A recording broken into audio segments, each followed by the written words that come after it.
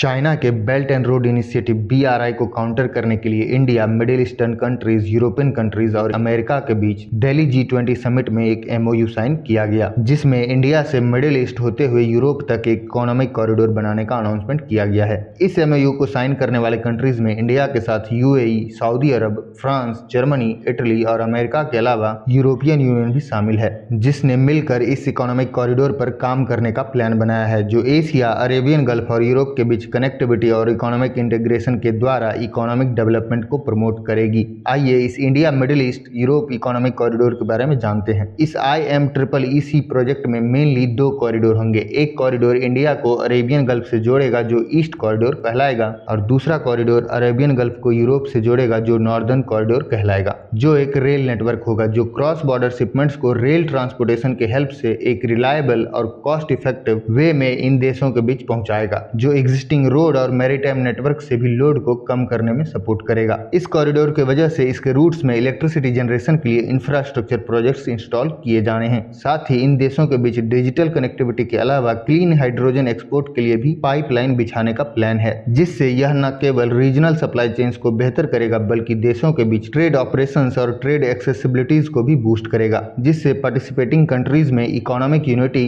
और कोऑपरेशन बढ़ाने के साथ एम्प्लॉयमेंट जनरेशन भी बढ़ेगा। इस प्रोजेक्ट के अंतर्गत सस्टेनेबल डेवलपमेंट का गोल अटेन करने के लिए इसके तहत इन्वायरमेंटल, सोशल और गवर्नेंस इंपैक्ट के ऊपर भी काफी ध्यान दिया गया है, जिससे ग्रीन हाउस गैस इमिशन को कम करने के ग्लोबल गोल को भी अचीव करने की कोशिश की जाएगी, जिससे इस प्रोजेक्ट के जरिए इंडिया, जो कि दुनिया का सबसे तेजी से बढ़ती इकोनॉमी है, उसके लिए दुनिया के सामने अपनी धाक जमाने में काफी मदद मिलने वाली है। और इस प्रोजेक्ट के तहत सबसे बड़ी बात यह हुई है कि इसमें अरब देशों के दुश्मन कहे जाने वाले देश इजराइल को भी शामिल किया गया है, और अरब देशों के साथ इजराइल का होना मिडिल ईस्ट कंट्रीज के विचार में बदलाव को दर्शाता है। इससे इजराइल अपने अरेबियन पड़ोसी देशों के साथ इकोनॉमिक कॉपरेशन बढ़ाएगा, जिससे मिडिल ईस्ट में और भी इकोनॉमिक एक्टिविटीज बढ़ेंगी और यह रीजन भी डेवलपमेंट की दिशा में बढ़ेगा। इस कॉरिडोर के जरिए जो देश पहले केवल पोर्ट्स के जरिए कनेक्टेड थे, अब रेलवेज नेटवर्क के जरिए भी कनेक्ट हो जाएंगे, जिससे दोनों कॉन्टिनेंट्स एशिया और यूरोप के देश अपने कॉमर्शियल हब्स को लिंक करने के साथ ही